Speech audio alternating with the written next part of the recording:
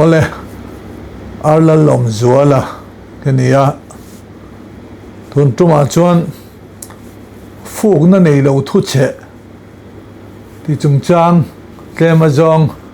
in sei don tiang be na nei lo thu che te po ti taila ten grammar trong deuh chuan object nei lo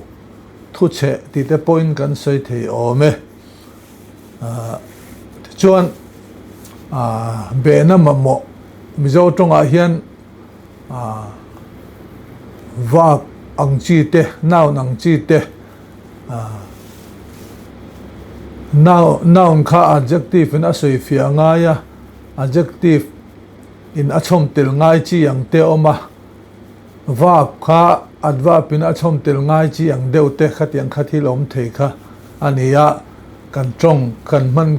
kim chang lo deu kan man hian amam lo deu ta thin lai hi oma chung te chu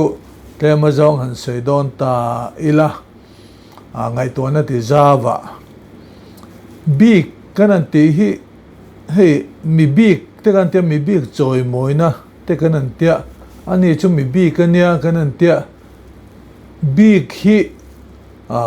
noun engemaw soi fia tu adjective ni hian alang dewa chu mi big han ti ringo thi adik fam kim lo devim ngai to chin teu midang lam big mi ro pui big mel tha big a tha big a fel big tiang chi te aom theya chu ta chuan mi big kan an ti ringot hi akim chang lo devem ti lai kha ngai to na pakhana chuan om thei devin kan ria ten hei bible thua hian deal ro ti chuan an peng cheu zong ro ti chuan in mu ang kik ro ti chuan an on sakang cheu ti te oma deal ro ti chuan an peng cheu ti ringot hi ang chi hi enge min pek tur chu ti lai kha zona om thei ani ta in mamo piang deal ro emon ti ni ta sela in mamo ti lai kha khan athu kha atikim chang zual deuh hian an langa bible thole sap tong lam chu eng pho ni ta sela mizo tonga mam dan le akim chan dan la kha ril ruwa an om ve rim rima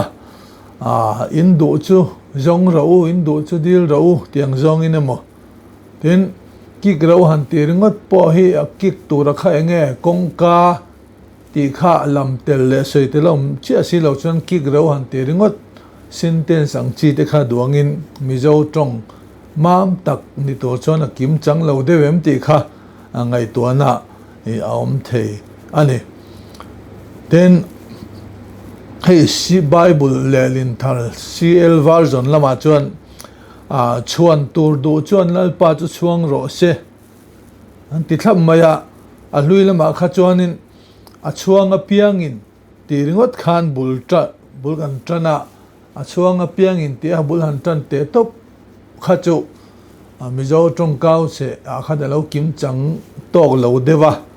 cl version chuan tur du chuan lalpa chu chuang ro se a lo ti thlam maya kha tiang deuh khan ngai to nan mang ta ila thu kim chang lo be na nei lo fu na nei kim chang lova thu man hi kan ching dewa chu chuan kan thu che duangin ti mam zat lo thin lai hi a oma tin ni somli le jan somli ange nui na ri le lo tram ta te kanan ti maya enge ti lai kha cho ange nuin ti om tak ania chu cl version lam lelin thar lama chon ni somli le jan somli cho ange nuin an lo ti thlap to boka ka tiang chi te kha ten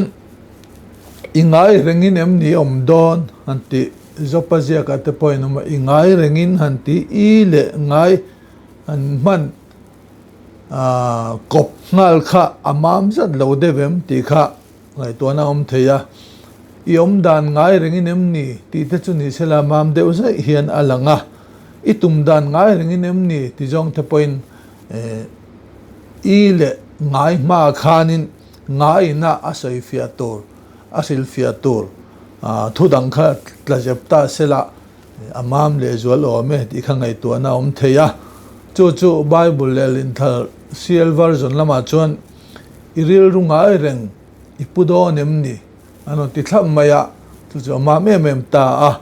khatiang te kha ril ruwa an oma tin lung kham ti te po hi tin ram op tu in chu lo hriat chuan ama chu kan thle manga lung kham lovin kan siamang cheu tia lung kham amal ngo kan man te ngot kha mam lo de ve mo ti kha mizo tong kau che kalphunga khan angai to thei ani lung kham tu le lung kham lo tu chu enge ti kha ta lan ani ta chia si lo la ya khan duangin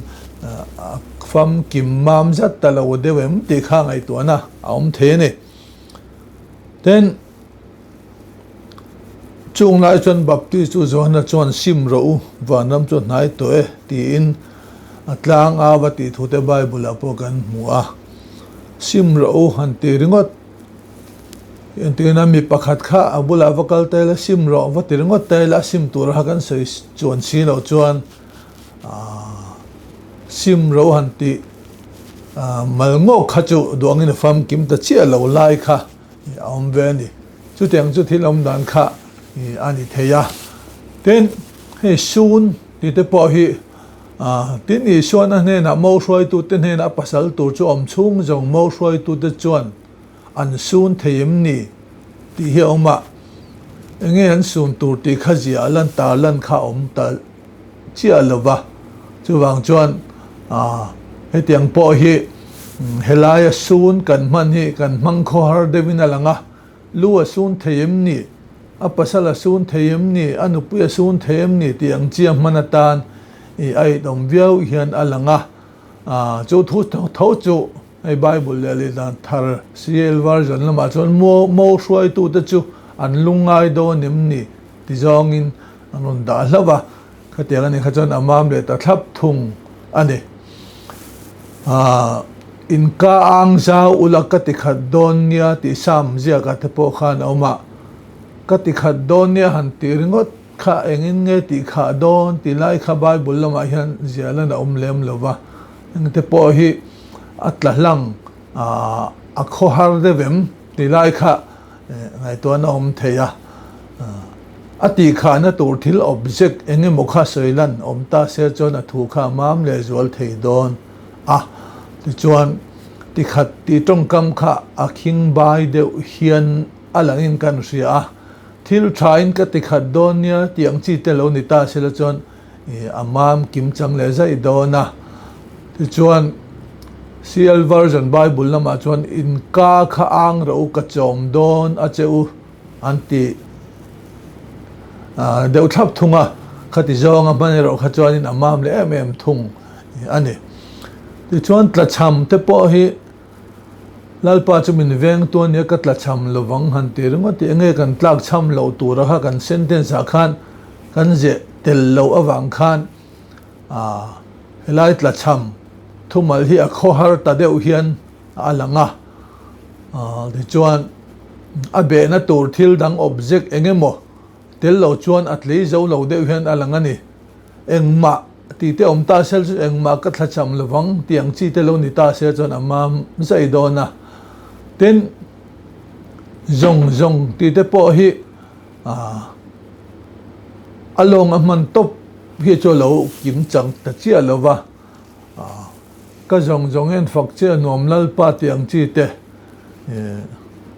kan zong in lalpa ipanang u tiang zong tia salmona kan ngai thang chi deu hi kan zong han ti ringa thi duang chon a kim chang ta chia lova chu wang chuan zong hi soi fia tu noun ni soi fia tu adjective noun soi fia tu adjective ni hian alanga a soi fia tu noun a object kha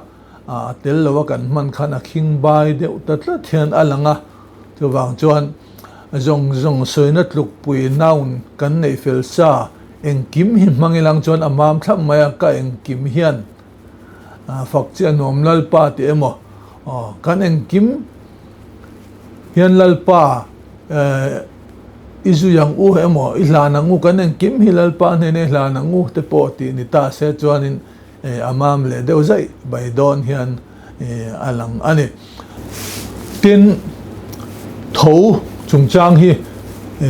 va bang man dan va choni tho rualin min ne na man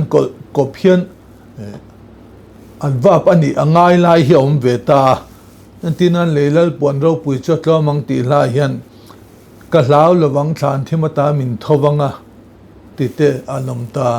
min thowanga min le